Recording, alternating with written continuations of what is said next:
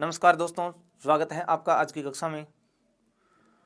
दोस्तों, हमारा टॉपिक जो है वो समास का टॉपिक चल रहा है और पिछली क्लास में हम तत्पुरुष समास के विषय में चर्चा कर रहे थे और तत्पुरुष समास में भी द्वितीय तत्पुरुष और तृतीय तत्पुरुष जो समास है उसकी चर्चा हम कर रहे थे। पिछली हमारी जो क्लास हुई उसमें हमने द्वितीय तत्पुरुष समास पढ़ लिया था। अंत में जाते जाते हम तृतीय तत्पुरुष समास के विषय में चर्चा कर रहे थे। तो चलिए समास की इसी कड़ी को हम आगे बढ़ाते हैं और तृतीय तत्पुरुष समास के विषय में जितना पढ़ा है उसको संक्षिप्त रूप में रिपीट करते हुए फिर आगे हम बढ़ते हैं। अपना समास जो था वह तृतीय तत्पुरुष समास था और तृतीय तत्पुरुष समास में अपन ने ये कहा था तृतीय तत्कृतार्थेन गुणवचनेन, अर्थात तत्कृत अर्थ में अर्थ शब्द के साथ या तत्कृत गुणवचनेन तत्कृत गुणवाची शब्दों के साथ उत्तर पद के रूप में समस्त पद में उत्तर पद या तो अर्थ मिल जाए या कोई भी सुबंत पद है उसी का गुणवाची पद उसके साथ जुड़ा हो तो वहाँ तृतीय तत्पुरुष समास होता है। इसके विषय में अपन ने चर्चा की थी। तृतीयांत सुबंत का उसी के गुणवाची सुबंत के साथ या फिर आप किसी सुबंत का कहेंगे अर्थ शब्द के साथ समास हो तो वहाँ तृतीय तत्पुरुष समास होता है। इसके विषय में हमने चर्चा की थी। इसके उदाहरणों के रूप में अपन ने पढ़ा था संकुला खंड है, संकुलया खंड है, दंड खंड है, दंड खंडेन, कुठार खंड है, कुठारेण खंड है, इस प्रकार। फिर धान्यार्थ है, धानेन अर्थ है, वसनार्थ है, वसनेन अर्थ है, पुण्यार्थ है, पुण्यन अर्थ है। उत्तर पद के रूप में अर्थ हो जाए तो तृतीया। फिर उसके बाद कुछ शब्द थे जिनके लिए अपन ने यह कहा था पूर्व सैद्री समोनार्थ कलह निपुण मिश्र सलक्षण, अर्थात उत्तर पद के रूप में पूर्व सैदृश सम ऊन कलह निपुण मिश्र सलक्षण ये शब्द अगर हमें मिल जाएं तो वहाँ पर भी तृतीय तत्पुरुष समास होगा, जैसे कि आपने ये उदाहरण ढूंढे हैं। फिर लास्ट में एक वार्तिक की चर्चा कर रहे थे अवरस्य उपसंख्यानम, यदि समस्त पद में उत्तर पद के रूप में अवर मिल जाए तो भी जो है वह तृतीय तत्पुरुष समास होगा। इसकी हमने चर्चा की थी, ठीक है। उसके बाद आज आगे बढ़ते हैं हम तत्पुरुष समास का ही तृतीय तत्पुरुष का ही अगला नियम है कर्तृकरणे कृता बहुलम। अगला जो नियम है इसका कर्तृकरणे कृता बहुलम, कर्तृकरणे कृता बहुलम, ये अगला नियम। यहां पर आप ध्यान दीजिए क्या कहना चाह रहा है। यहां जो दो शब्द लिखे हैं कर्तृकरणे, इसमें खुद में इतरेतर द्वंद्व समास है कर्ता चय करणम चय। कर्तृकरणे कर्ता और करण का कृता, तो आप ऐसे कहेंगे यहां इसका जो अर्थ है वो ये है कर्ता। अब जो कर्ता होगा वो कौन सा कर्ता होगा, तो यहाँ अनुक्त कर्ता आता है। तृतीय विभक्ति में कारक प्रकरण में पढ़ने पड़ा था अनुक्त कर्ता। तो कर्ता, कर्ता में कौन सा कर्ता, अनुक्त, अनुक्त कर्ता और करण का। अब आगे दे रखा है कृता, कृत प्रत्यांत, कृत, और कृत में भी कौन सा होगा कत, कृत प्रत्यांत, कृत प्रत्यांत शब्द के साथ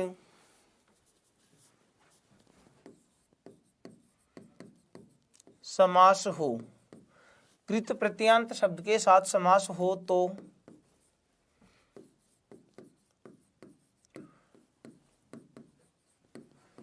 तृतीय तत्पुरुष समास माना जाता है। ये इसका अर्थ है अनुक्त कर्ता और करण का किसी कृत प्रत्यांत शब्द के साथ समास हो तो तृतीय तत्पुरुष समास माना जाता है।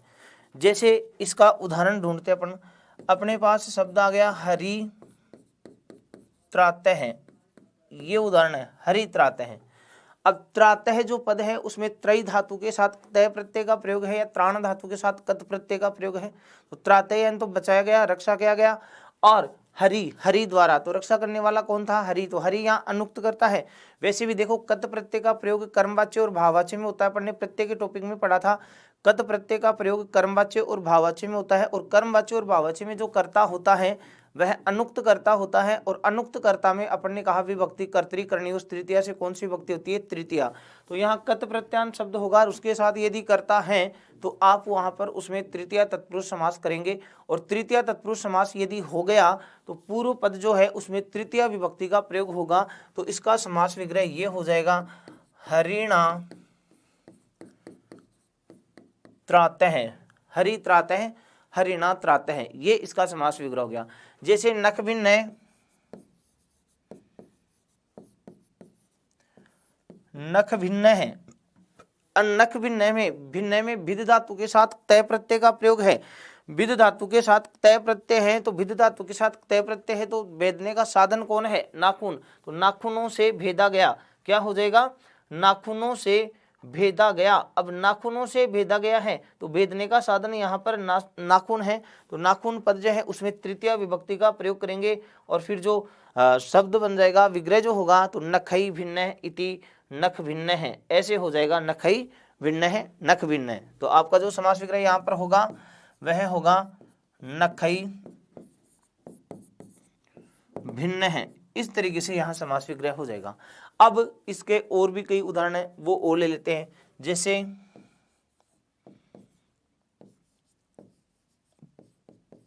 पुण्य दृष्ट है,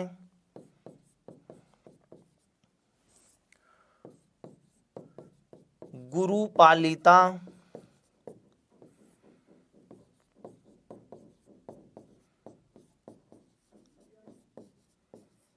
हस्तलिखितम। तो पुण्येन दृष्ट है, पुण्येन दृष्ट है, गुरुणा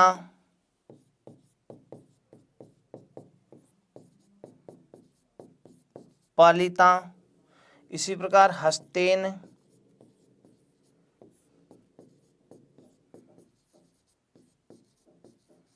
लिखितम, हस्तलिखितम।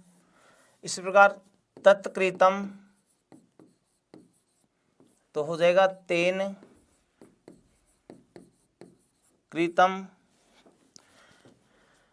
इसी प्रकार आप कहें जैसे परशु छिन्न है,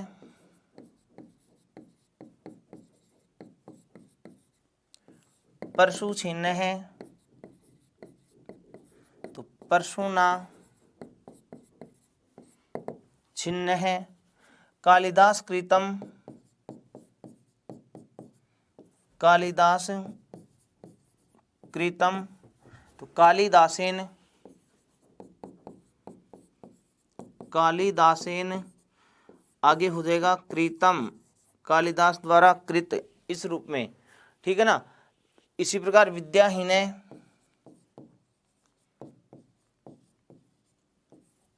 तो समास विग्रह हो जाएगा विद्या हीन है, हीन और ऊन के योग में तृतीया प्रज्ञाहीन है तो प्रज्ञा हीन है, प्रज्ञाहीन, प्रज्ञाहीन है। नखई निर्भिन्न है तो नख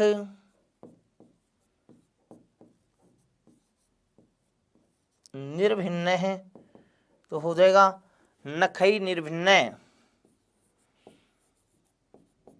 नखई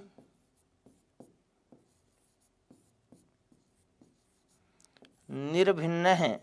ऐसे यहाँ पर आप समास विग्रह करेंगे। तो आपने ये कहा अनुक्त कर्ता और करण का किसी कत प्रत्यांत शब्द के साथ, किसी कत प्रत्यांत शब्द के साथ यदि समास हो तो वहाँ तृतीय तत्पुरुष समास हो जाएगा। ठीक है भाई। ये अपना तृतीय तत्पुरुष में अगला नियम। अगला नियम है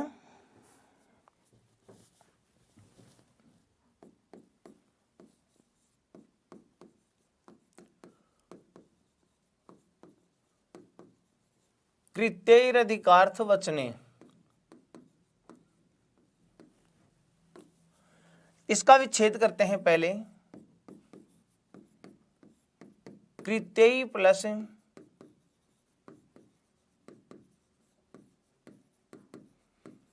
अधिकार्थ वचने, कृत्यई प्लस अधिकार्थ वचने। अब देखो इसका अर्थ ये क्या कहना चाहिए। कृत्य कृत्य प्रत्ययों के साथ, अब कृत्य प्रत्यय कौन से हैं? तव्यत, तव्य, अनियर, यत, नत, केलिमर और क्यप, ये 7 जो प्रत्यय हैं वो कृत्य प्रत्यय हैं।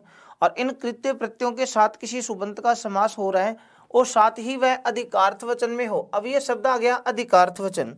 अधिकार्थ वचन का मतलब क्या होता है? प्रशंसा और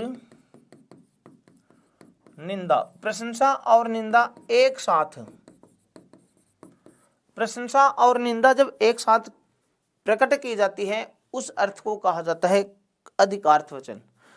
तो यदि किसी शब्द का कृत्य प्रत्यय के साथ समास हो और फिर वहां पर प्रशंसा और निंदा दोनों एक साथ अर्थ आ रहे हों तो वहां पर जो समास होगा वह तृतीया तत्पुरुष समास हो जाएगा। तो इसका अर्थ ये होगा अधिकार्थ वचन,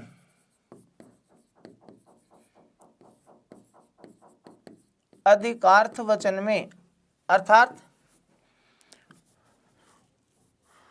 प्रशंसा और निंदा एक साथ प्रकट होने पर, तो अधिकार्थ वचन में कृत्य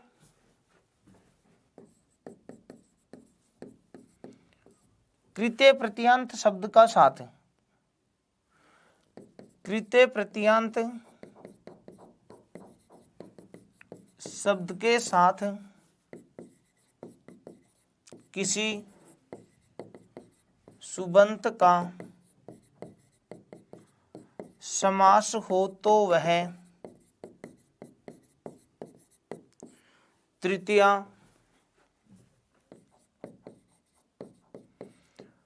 तत्पुरुष समास होता है। तृतीया तत्पुरुष समास होता है। जैसे उदाहरण के द्वारा, जैसे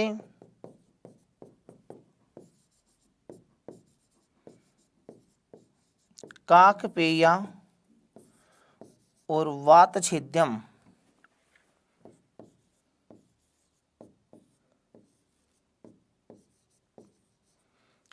काकपेय वाच्यम। काकपेय है नदी के लिए और वातछेद्य में तृण घास के लिए। काकपेय काकई,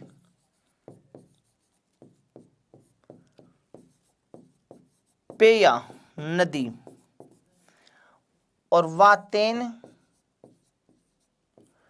छेद्यम तृणम, ऐसे। अब देखो इसका प्रशंसा और निंदा अर्थ कैसे?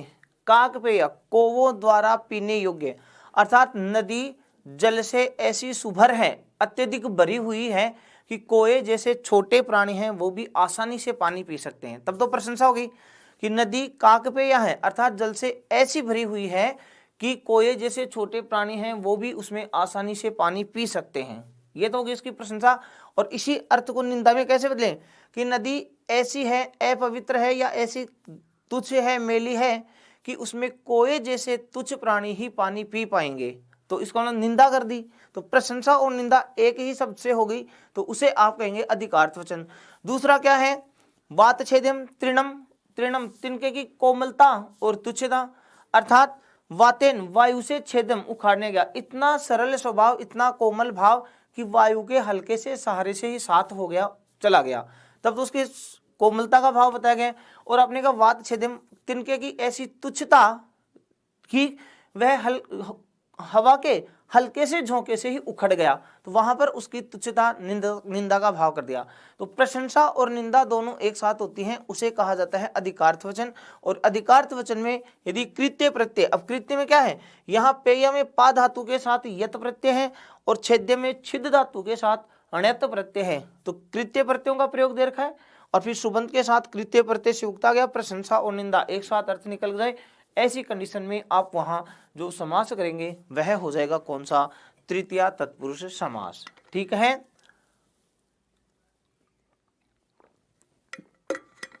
उसके बाद आगे बढ़ते हैं। अपना अगला जो नियम है वह है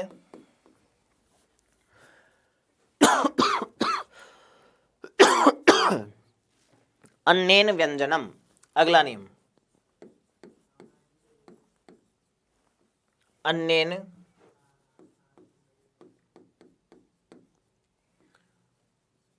व्यंजनम। अगला नियम अन्येन व्यंजनम। अन्येन अन्वाचक शब्द के साथ, व्यंजनम संस्कारक द्रव्य, संस्कार द्रव्य। यहां व्यंजन जो शब्द है उसका है संस्कार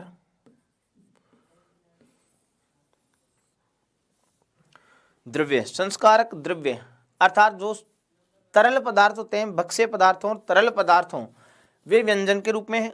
तो अन्येन का मतलब है अन्नवाची। तो आप ऐसे लिखेंगे इसका, अन्नवाची शब्द के साथ संस्कारक द्रव्यवाची मतलब व्यंजन। संस्कारक द्रव्यवाची शब्द का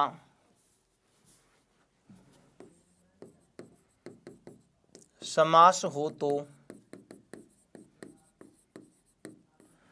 तृतीया तत्पुरुष समास, तृतीया तत्पुरुष समास होता है। जैसे उदाहरण के द्वारा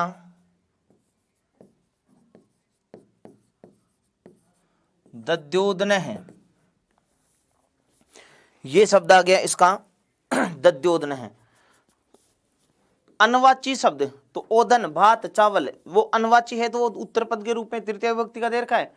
और संस्कारक द्रव्य, संस्कारक द्रव्य जो है वह मतलब तरल पदार्थ, भक्ष्य पदार्थ। तो दही, दही, दही भक्ष्य पदार्थ है, तरल संस्कारक द्रव्य है। तो क्या गए, तरल संस्कारक द्रव्यवाचक का किसी अन्वाची शब्द के साथ समास हो, या अन्वाची शब्द का किसी तरल संस्कारक द्रव्यवाचक शब्द के साथ शब्द का समास हो, तो वहां तृतीय तत्पुरुष समास होता है। अब यदि इसका समास विग्रह करेंगे तो ये हो जाएगा दधना ओदन है, दही से युक्त भात दध्योदन है। यहां इस रूप में यहां इसका समास विग्रह होगा। ठीक है। इसी प्रकार इसका एक नियम और है, उसकी चर्चा कर लेते हैं, और वो ये है भक्षेण मिश्रीकरणम।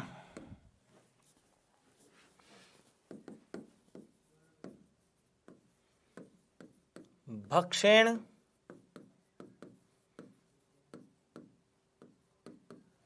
मिश्रीकरणम, भक्षेण मिश्रीकरणम। अब देखिए यहां मिश्रीकरणम है, मिश्रीकरण पदार्थ का, मिलाने वाले पदार्थ का, मिश्रीकरण पदार्थ का भक्षेण, भक्षेण में तृतीया है तो भक्ष्यवाची सुबंत के साथ, मिश्रीकरण वाले पदार्थ का भक्ष्यवाचक सुबंत के साथ यदि समास हो तो तृतीया तत्पुरुष समास होगा। सीधा सा अर्थ हो गया इसका, मिश्रीकरणवाची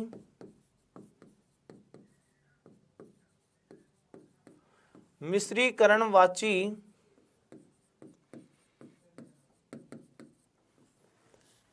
तृतीयांत सुबंत का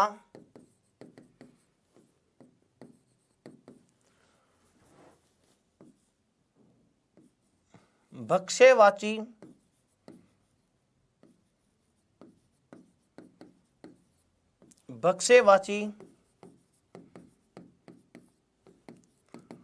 सुबंत के साथ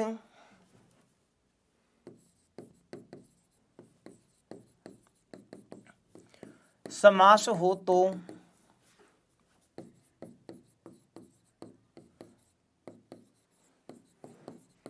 तृतीया तत्पुरुष समास होता है। आपने ये कहा यदि कोई भक्ष्यवाची पद है वो तो उत्तर पद के रूप में हो, और पूर्व पद के रूप में कोई मिश्रीकरण, मिलाने वाला, मिश्रण करने वाला ऐसा पद है, और फिर उनमें समास किया गया है, तो वहां पर भी तृतीया तत्पुरुष समास होगा। जैसे गुड़धाना, उदाहरण है आपके पास है गुड़धाना। अब धान, अनाज जो है वो किससे मिला हुआ है? गुड़ से। तो मिश्रीकरण पदार्थ तो कौन है? गुड़। और जो भक्ष्य पदार्थ है वो कौन सा है? धान। तो गुडेन धानः, इसका समास विग्रह हो गया गुडेन धानः, अर्थात गुड़ से युक्त धानी, गुड़ मिले हुए धान, इस रूप में यहाँ इसका समास विग्रह होगा। ठीक है। तो यदि तरल पदार्थ का अन्वाची शब्द के साथ हो तो भी तृतीय तत्पुरुष होगा, और किसी मिश्रणकरण पद के साथ भी अन्वाची शब्द का या आप इसके भक्ष्य पदार्थ का समास हो तो वहां पर भी तृतीय तत्पुरुष समास होगा। ठीक है। तो ये हो गया अपना कौन सा? तृतीय तत्पुरुष। इसको संक्षिप्त में रिपीट कर लेते हैं, आज जितना पढ़ा है ध्यान देना। सबसे पहले तो अपन ने ये कहा कर्तृकरणे कृतावलम, अर्थात किसी अनुक्त कर्ता या करण का कृत प्रत्यांत शब्द के साथ समास होगा तो वहां तृतीय तत्पुरुष समास होगा, जैसे कि आपके सामने उदाहरण है। दूसरा आपने ये कहा कृत्य अधिकार्थ वचने, अर्थात कृत्य प्रत्यांत पदों का स्वीकार अधिकार्थ वचन में, अर्थात एक साथ प्रशंसा और निंदा दोनों अर्थ निकल रहे हैं, वो अधिकार्थ वचन होता है। और उसके साथ फिर जो कृत्य प्रत्यांत शब्दों का समास होगा तो वहां तृतीय तत्पुरुष समास होगा, जो आपके सामने उदाहरण है। फिर उसके बाद अपन ने कहा अन्येन व्यंजनम, यहाँ अन्येन का मतलब तो है अन्वाची। अन्वाची पद कहाँ मिलेगा आपको? उत्तर पद के रूप में। उत्तर पद के रूप में अन्वाची हो और पूर्व पद के रूप में व्यंजनम, मतलब तरल पदार्थ हो, भक्ष्य खाने योग्य संस्कारक द्रव्य पदार्थ होते हैं वे तरल पदार्थ, ऐसा अगर पद आ जाए तो वहां तृतीय तत्पुरुष समास होगा। जैसे दही से युक्त ओदन भात, दही मिला हुआ भात, तो ये भात जो है, चावल जो है वो तो अन्वाची है, और दही जो है वो तरल संस्कारक द्रव्य है, इसलिए यहाँ पर तृतीय तत्पुरुष। फिर अपने कहा भक्ष्य मिश्रीकरणम, अर्थात पहले तो मिश्रीकरण मिलने वाला पद होगा और उत्तर पद के रूप में भक्ष्य पदार्थ होगा। ऐसे अगर जहां समास युक्त पद होंगे तो वहां पर भी आप तृतीय तत्पुरुष समास करेंगे। ये अपना था तृतीय तत्पुरुष समास। उसके बाद आगे बढ़ते हैं चतुर्थी तत्पुरुष समास। चतुर्थी तत्पुरुष, ठीक है। चतुर्थी तत्पुरुष समास का जो सूत्र है वो है तदर्थार्थ बलि हित सुख रक्षित। चतुर्थी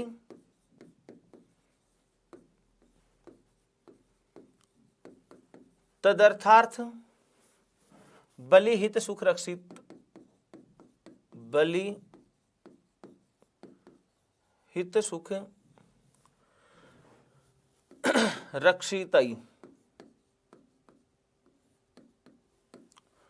तदर्थार्थ बलि हित सुख रक्षितई, चतुर्थी तदर्थार्थ बलि हित सुख रक्षितई। यहां पर एक तो पद दे रखा है तदर्थ भाव,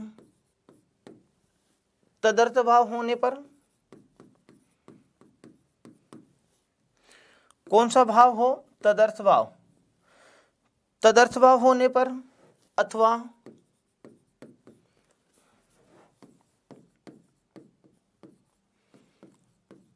समस्त पद में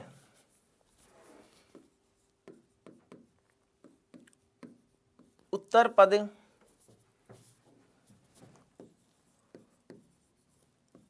अर्थ बलि हित सुख या रक्षित विद्यमान हो, विद्यमान हो तो चतुर्थी तत्पुरुष समास होता है। चतुर्थी तत्पुरुष समास होता है।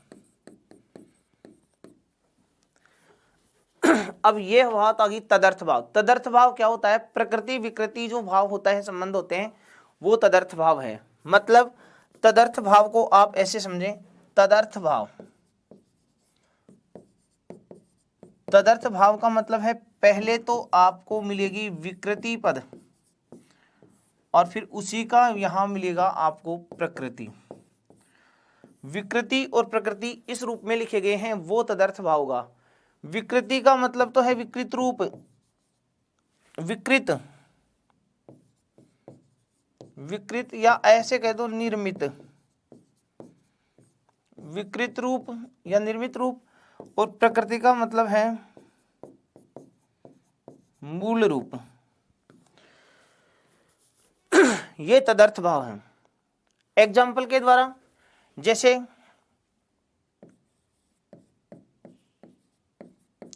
कुंडल हिरण्यम, तो कुंडल तो क्या है, निर्मित रूप है, और हिरण्य उसका कौन सा रूप है, मूल रूप। तो ये निर्मित रूप है, ये तो है विकृति, और मूल रूप जो है वो क्या है, प्रकृति। तो विकृति प्रकृति जहां है वही हो गया क्या, तदर्थ भाव। समझ में आ गया। तो ये ऐसे कहना चाह रहे हैं, अगर कोई समस्त पद है, उस समस्त पद में विकृति या प्रकृति एक साथ आ जाए तो वो होगा तदर्थ भाव, और तदर्थ भाव में समास जो होगा वह होगा चतुर्थी तत्पुरुष।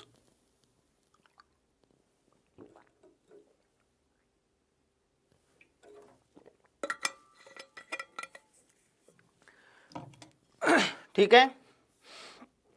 तो ये कहा, यदि समस्त पद में तदर्थ भाव है तो चतुर्थी तत्पुरुष, या तदर्थ भाव नहीं मिले तो फिर उत्तर पद के रूप में आपको ये पद मिलने चाहिए, अर्थ बलि हित सुख रक्षित। अगर इनमें से कोई सा पद है तो भी चतुर्थी तत्पुरुष समास करेंगे। अब इसके जो उदाहरण हैं उनकी चर्चा करते हैं। जैसे तदर्थ भाव के यूप दारू, इसी प्रकार कुंडल हिरण्यम,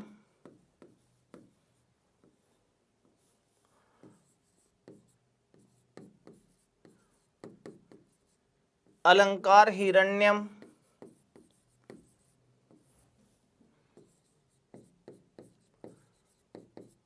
द्वार काष्ठम, ऐसे। यूप दारू, यूपाय दारू, यज्ञ स्तंभ के लिए लकड़ी, यूपाय दारू। कुंडल हिरण्यम, कुंडलाय हिरण्यम, अलंकार हिरण्यम,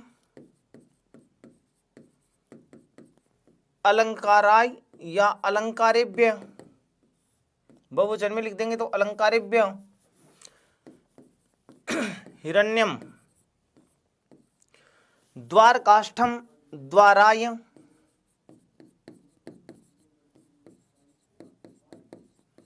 काष्ठम। इसी प्रकार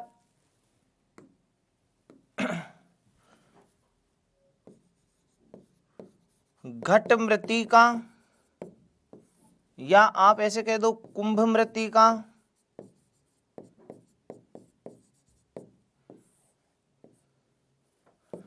घटाय मृत्तिका, कुंभाय मृत्तिका, घटाय मृत्तिका या कुंभाय मृत्तिका।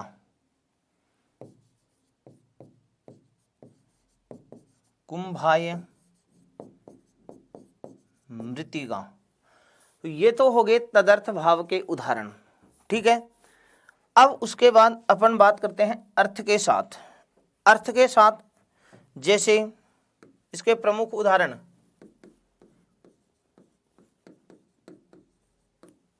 द्विजार्थ है, द्विजार्था, द्विजार्थम, अग्न्यर्था,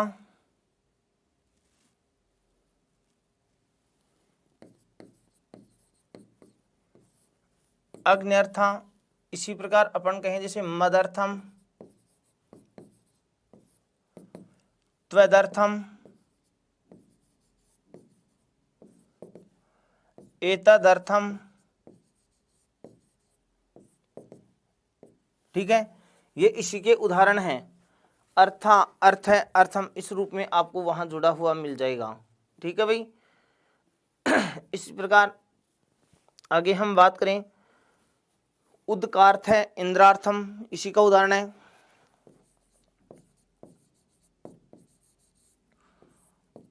उद का अर्थ है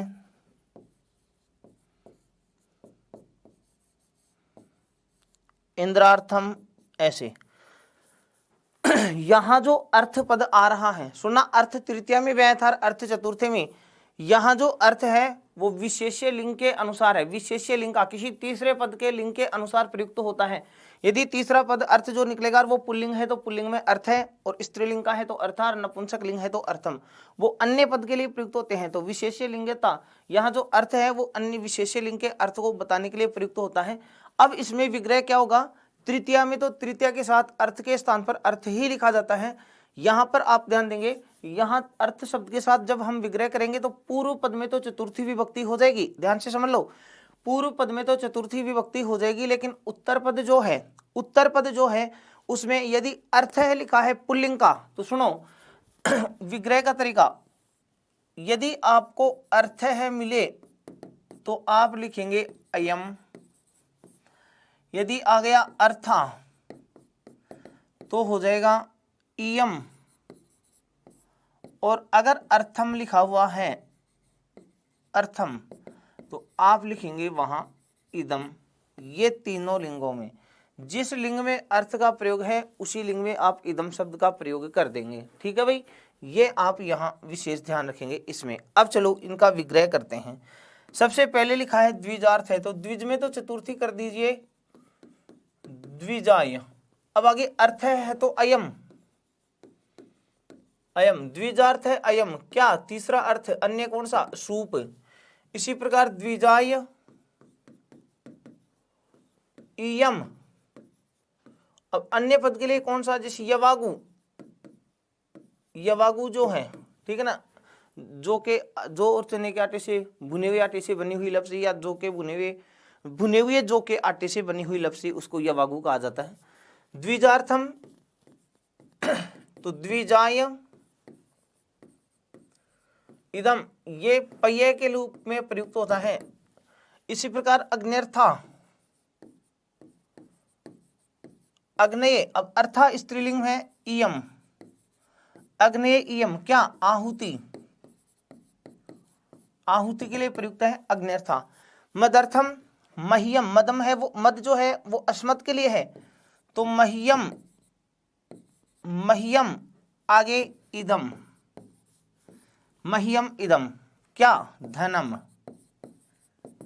इसी प्रकार त्वदर्थम तो तुभ्यम, तुभ्यम आगे हो जाएगा इदम, तुभ्यम इदम, क्या धनम। एतदर्थम तो एतस्मै इदम, वही धनम। उद का अर्थ है उदकाय अयम, क्या घट है। इसी प्रकार इंद्रार्थम इंद्राय इदम, क्या हवि,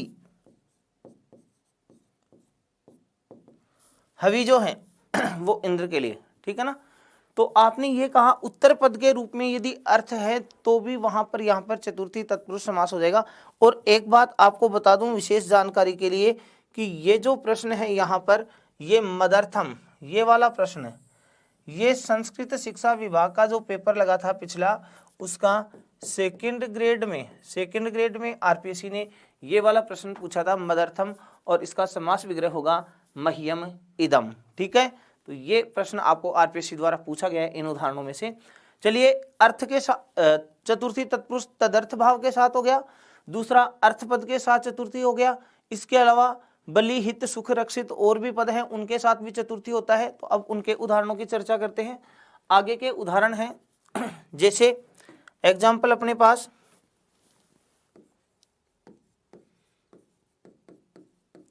भूत बलि, बलि हित गोहितम, बलि हित सुख गो सुखम, रक्षित गो रक्षितम,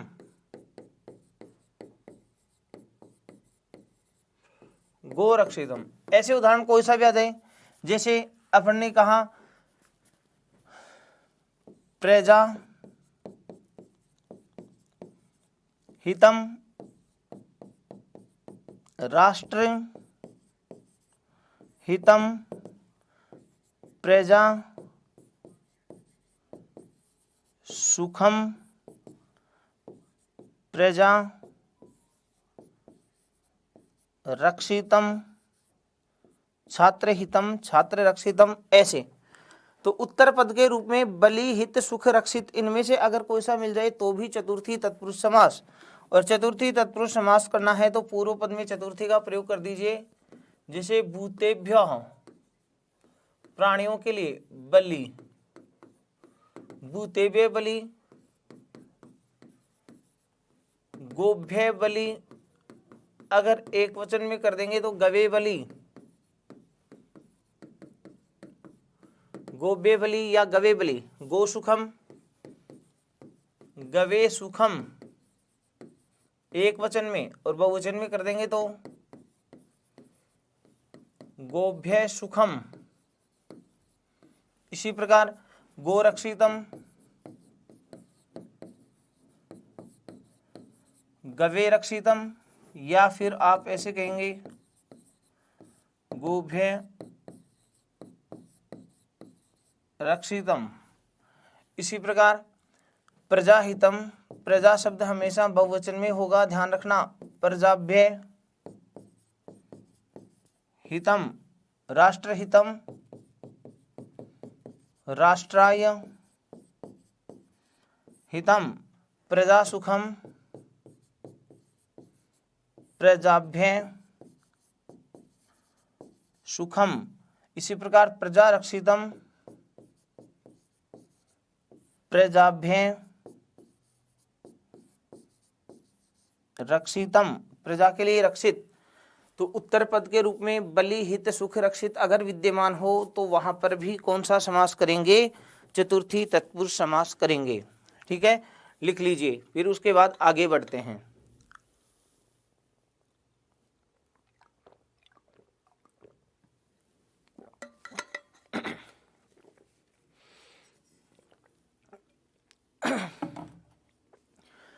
अब उसके बाद है आगे अपना पंचमी तत्पुरुष समास।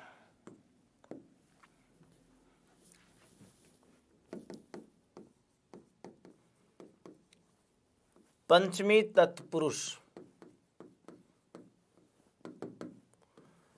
पंचमी तत्पुरुष समास, इसका सूत्र है पंचमी भयेन, पंचमी भयेन। सीधा सा अर्थ है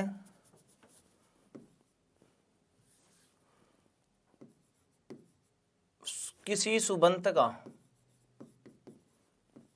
किसी सुबंत का, या आप इसके पंचम्यंत सुबंत का भय शब्द के साथ,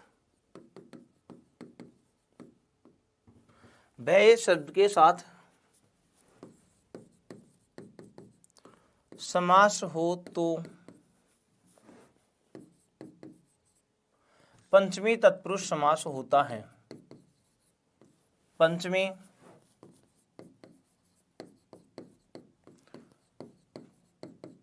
तत्पुरुष समास होता है, पंचमी तत्पुरुष समास होता है। किसी सुबंत का या पंचम्यंत सुबंत का भय शब्द के साथ, कौन से शब्द के साथ? भय शब्द के साथ समास हो तो पंचमी तत्पुरुष समास होता है। जैसे उदाहरण के द्वारा चोर भयम, आपके पास उदाहरण है इसका सबसे प्रमुख चोर भयम। ये प्रश्न 2-3 बार आ चुका है आपके आरपीएससी द्वारा। चोर भयम, चोराद भयम। उत्तर पद के रूप में भय है तो पूर्व पद में पंचमी का प्रयोग कर दो, चोराद भयम। चोराद भी कर सकते हैं जस्तु संधि के अनुसार, और आप करें तो चोरात भी कर सकते हैं। तो यहाँ पर चोरात या चोराद, ठीक है। तो ये पंचमी के भय शब्द के साथ पंचमी तत्पुरुष। अब यहाँ पर एक वार्तिक है, उस वार्तिक की चर्चा और कर लेते हैं। एक वार्तिक है और वार्तिक ये है भय भीत भीति, भय भीत भीति भीभीरिति वाच्यम, भीभीरिति वाच्यम। भय भीत भीति भीभीरिति वाच्यम, ये क्या कहना चाह रहे हैं? यदि समस्त पद में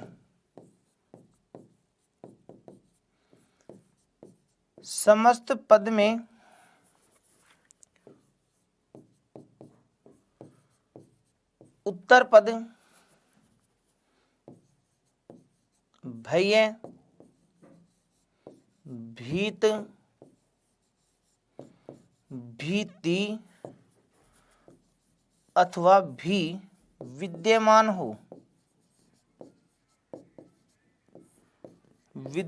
हो तो पंचमी तत्पुरुष समास, पंचमी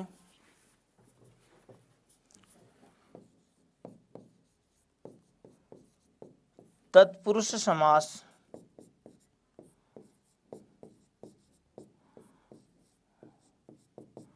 होता है।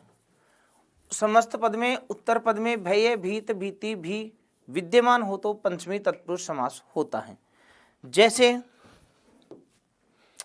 जैसे उदाहरण के द्वारा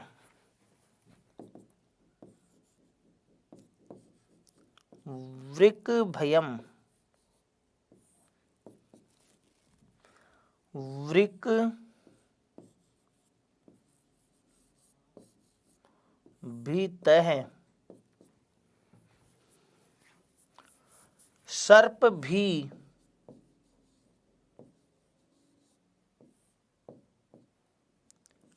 व्याघ्र भी ती, ऐसे उत्तर पद के रूप में भय भीत भीति अथवा भी विद्यमान हो तो पंचमी तत्पुरुष समास हो जाएगा। वृकभयम वृकाद भयम, वृक का मतलब है भेड़िया, भेड़िए से भय। वृक भी तय वृकाद भीत है। इसी प्रकार सर्प भी, सर्पाद भी, व्याघ्र भी ती, व्याघ्राद भीति। तो उत्तर पद के रूप में भय भीत भीति भी, इन चारों में से कोई सा भी मिल जाए तो आप वहां कहेंगे कि वह कौन सा समास हो जाएगा? पंचमी तत्पुरुष समास हो जाएगा। ठीक है, नोट कीजिए इसको। उसके बाद आगे बढ़ते हैं।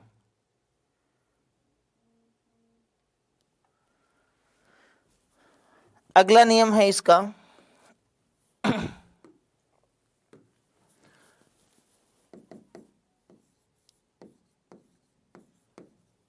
अपेतापोढ़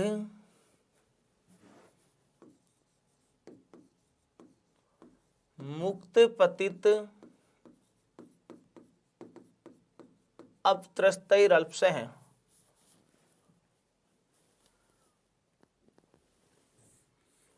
अपत्रस्तैरल्पस्य है।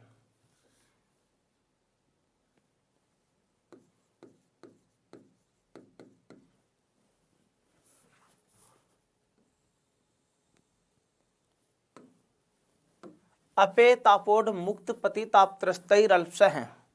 इसमें जो जो पद दे रखे हैं उनको अलग अलग कर लें। अपेत, एपोड, मुक्त, पतित और अपत्रस्त,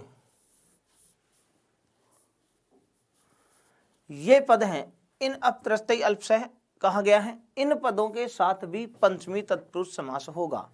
तो सीधा सा याद रखें, समस्त पद में उत्तर पद के रूप में इनमें से कोई सा पद है तो पंचमी तत्पुरुष। तो इसका अर्थ ही हो गया समस्त पद में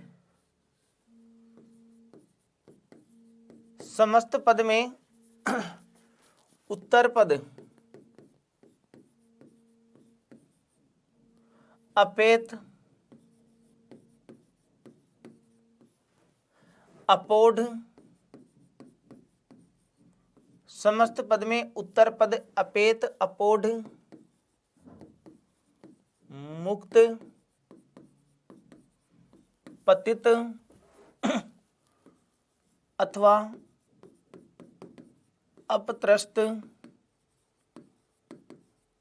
विद्यमान हो, अपत्रस्त विद्यमान हो तो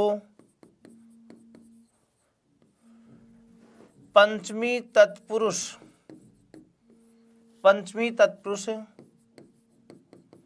समास होता है।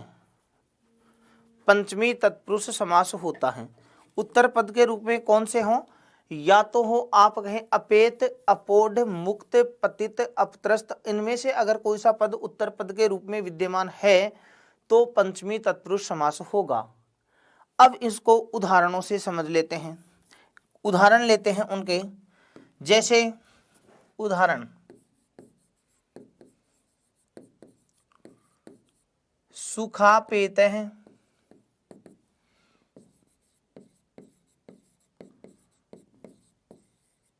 कल्पना पोढ़ है,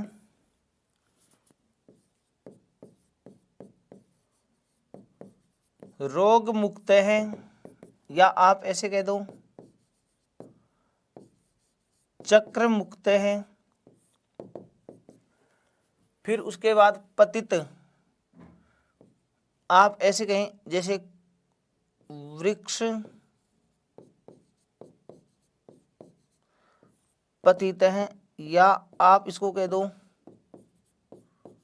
स्वर्ग पतित है। इसी प्रकार अपत्रस्त, जैसे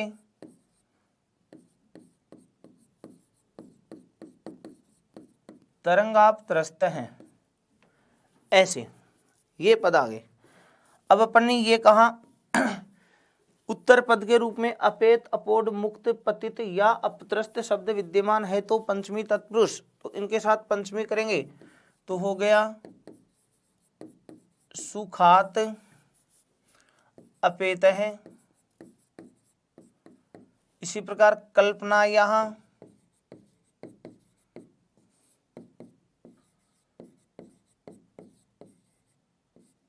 अपोढ़ है, रोगात मुक्त है,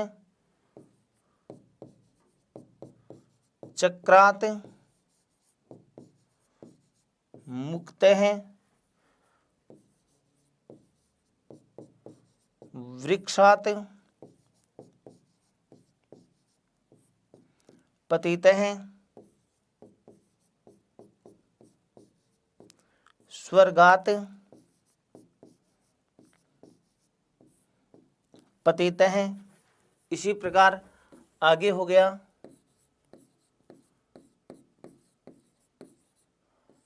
तरंगेभ्य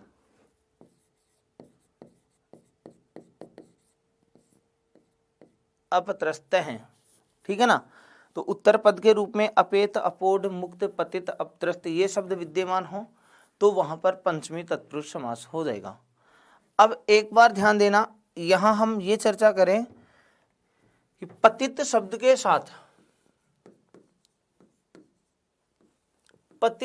के साथ दो समास हैं। पतन का भाव अंदर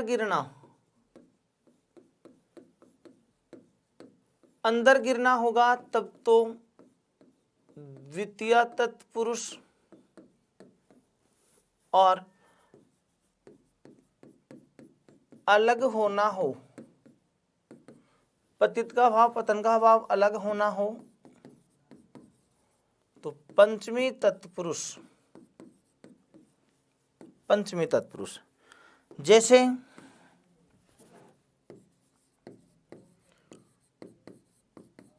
कूप पतित है,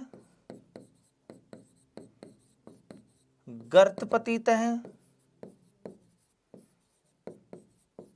नरक पतित है, कूपम पतित है, गर्तम पतित है और नरकम पतित है। जो निम्न स्थान होते हैं, नीचे के भाग जो होते हैं निम्न स्थान होंगे, वहां द्वितीय तत्पुरुष होगा। तो यहां तो है द्वितीय तत्पुरुष। और उदाहरण है अपने पास अलग, जैसे आपने कहा स्वर्ग पतित है, इसी प्रकार जैसे अश्व पतित है,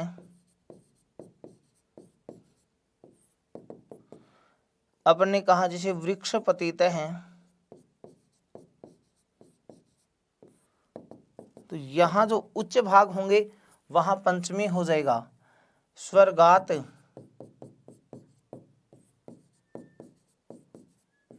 पतित हैं,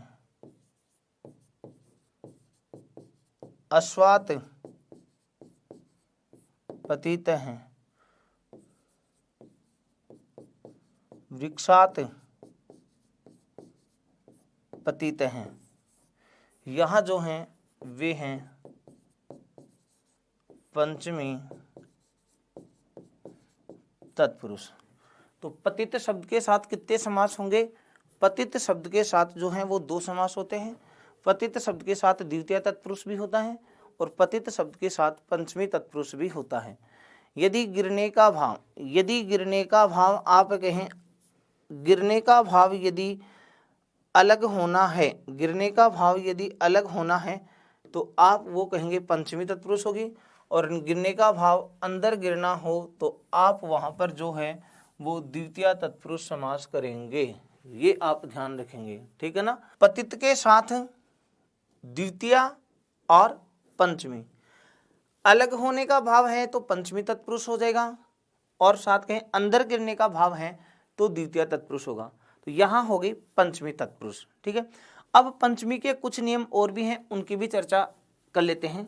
जैसे स्तोकांतिक दूरार्थक कृच्छ्राणि कतेन, अगला जो नियम है अपना पंचमी का वो ये है,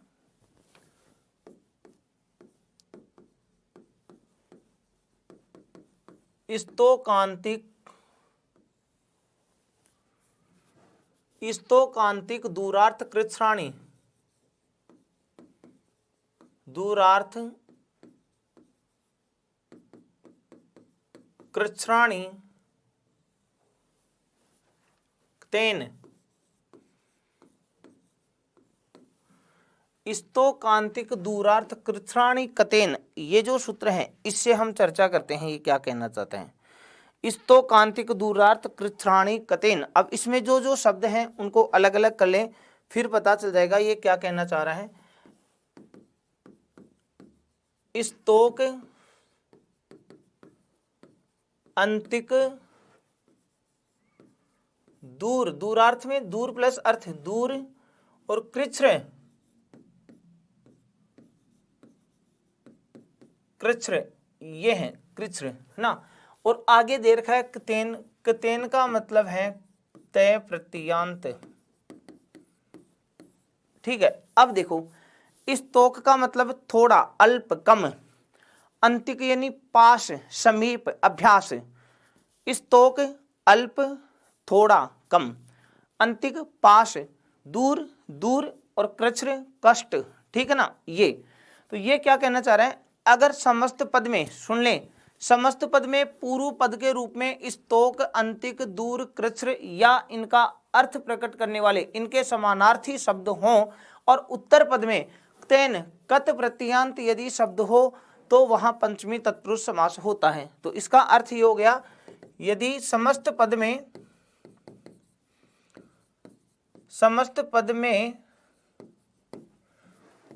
पूर्व पद, समस्त पद में पूर्व पद स्तोक अंतिक दूर कृच्छ्र या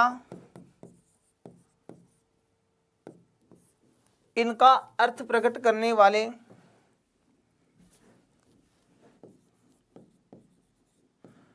इनका अर्थ प्रकट करने वाले शब्द हों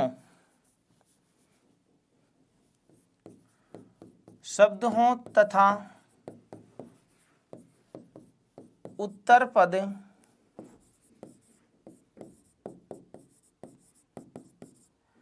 कत प्रत्ययान्त शब्द हो, उत्तर पद कत प्रत्ययान्त शब्द हो तो पंचमी तत्पुरुष समास होता है। ठीक है, तो पंचमी तत्पुरुष समास होगा। अब ये जो शब्द आप ढूंढेंगे स्तोक अंतिक दूर कृच्छ्र और उत्तर पद कत प्रत्ययान्त हो तो पंचमी तो हो जाएगा। अब पंचमी के साथ साथ एक बात यहां हम ध्यान देंगे, पंचम्या स्तोकादिव्यय,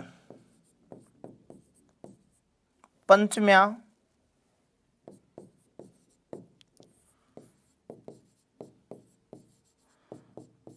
स्तोकादिव्यः, पंचम्या स्तोकादिव्यय, ये क्या कहना चाह रहे हैं?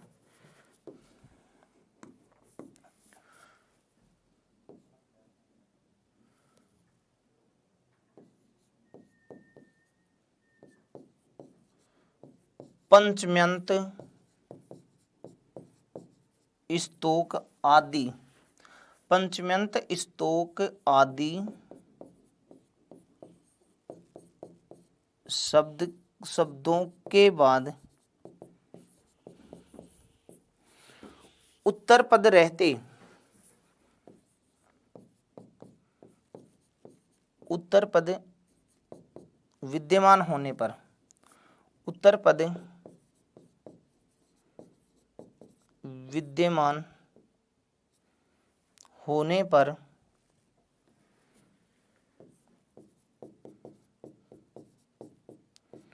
उत्तर पद विद्यमान होने पर पूर्व पद की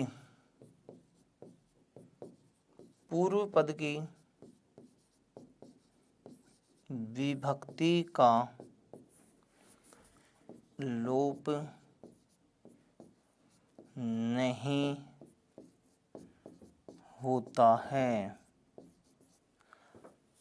इसको समझना, आप समझना, मैं समझा रहा हूं। जैसे आपके पास एक उदाहरण है,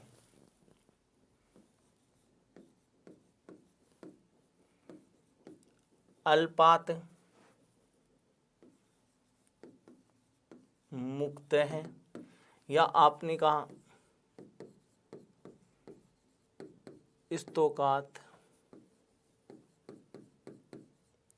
आगत है। ये दो उदाहरण ले रही है, समास विग्रह दिया हुआ है अपने पास। ठीक है, समास विग्रह अपने पास दिया गया है और आपने ये कहा, पहला जो अपन ने कंडीशन पढ़ी है वो ये है कि स्तोक आदि जो भी पद हैं और उन पदों के साथ, स्तोक आदि जो भी पद हैं उन पदों के साथ में कत प्रत्यांत शब्द होना चाहिए। तो मुक्तय में कत प्रत्यय है, आगत में भी कत प्रत्यय है, तो स्तोक या इसके समानार्थी, तो स्तोक का मतलब थोड़ा है, थोड़ा का पर्यायवादी शब्द है कौन सा, अल्प। अब इनके साथ कत प्रत्यांत शब्द भी आ गया, तो पहली बात तो पंचमी तत्पुरुष हो जाएगा। तो यहाँ पंचमी तत्पुरुष समास है ना। अब क्या करें, पंचम्यंत, पंचमी से अंत होने वाले, तो पंचमी से अंत हो रहे हैं। स्तोक आदि जो शब्द है उनके बाद यदि कोई उत्तर पद विद्यमान हो तो इनके बाद एक पद और भी है, उत्तर पद भी है। तो जैसे ही आप समास करोगे पूर्व पद की विभक्ति का लोप नहीं होगा, और पूर्व पद की विभक्ति का लोप नहीं करेंगे तो यहां जो रूप बन जाएगा वो ये हो जाएगा, अल्पान मुक्त है, ये अपना समस्त पद हो जाएगा। स्तोकाद आगत है, स्तोकाद आगत है, संधि करते हुए लिख देंगे स्तोकादागत है। और ये जो प्रश्न है अल्पान मुक्त है, ये आपको सेकंड ग्रेड में पूछा गया प्रश्न है। अल्पान मुक्त है, ये आरपीएससी द्वारा पूछा गया प्रश्न है। ठीक है, अल्पान मुक्त है का समास विग्रह अल्पात मुक्त है। तो फिर से समझा, स्तोक अंतिक आदि जो भी पद हैं और वे पंचमी से युक्त हों और उनके बाद कोई कत प्रत्यांत शब्द आ जाए तो समास तो पंचमी तत्पुरुष हो जाएगा, लेकिन जैसे ही आप समस्त पद करेंगे तो पूर्व पद जो होगा उसकी विभक्ति का लोप नहीं होगा। ठीक है, अब जैसे अल्पात प्लस मुक्त है, अब इनमें समास के लिए तो अल्पान मुक्त कर दिया, अनुनासिक संधि होगी तय के स्थान पर न यरो अनुनासिक है, अनुनासिको वा। ठीक है ना, इस तरीके से। अब चलिए, अब इसके कुछ उदाहरण और भी हैं और वो उदाहरण लिख लेते हैं। जैसे अंतिकादागत है, अंतिकादागत है, समीपादागत है,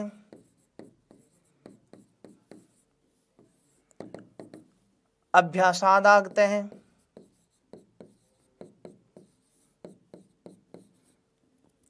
अभ्यासादागत है, इसी प्रकार कृच्छ्रादागत है,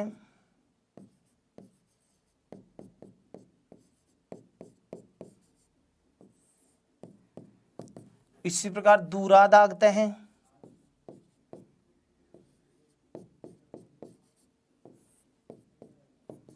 विप्रकृष्टादागत है,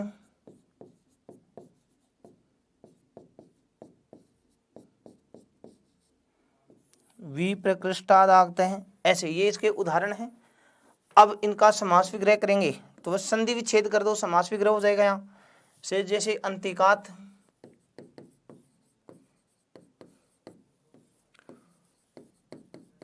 आगत हैं, समीपात आगत हैं, इसी प्रकार अभ्यासात आगत हैं, आगे कृच्छ्राद, कृच्छ्राद आगत हैं, दूरात आगत हैं, विप्रकृष्टात आगत हैं। ऐसे ये इस समास के जो हैं वो क्या हो गए, उदाहरण। ठीक है ना। ऐसे एक उदाहरण और भी है इसका, कृच्छ्राद लब्ध है, कृच्छ्राद लब्ध है, ये हो गया। समास विग्रह हो जाएगा कृच्छ्रात लब्ध है, इस तरीके से। ये पंचमी तत्पुरुष। ठीक है, तो स्तोक अंतिक दूर आदि ये जो शब्द हैं इन याद है, या इनके अर्थ वाले पद हों और उनके साथ कत प्रत्यांत शब्द का समास आ जाए तो पंचमी तत्पुरुष होगा। और समस्त पद में जब समस्त पद बनाएंगे तो पूर्व पद जो होगा जिसमें पंचमी विभक्ति होगी उसकी विभक्ति का लोप नहीं होगा। ये आप विशेष ध्यान रखेंगे। इसी के साथ ही अपना पंचमी तत्पुरुष जो है वो समाप्त होता है। तत्पुरुष के आगे के जो भेद हैं उनकी चर्चा जो है हम अगली क्लास में करेंगे। जय हिंद।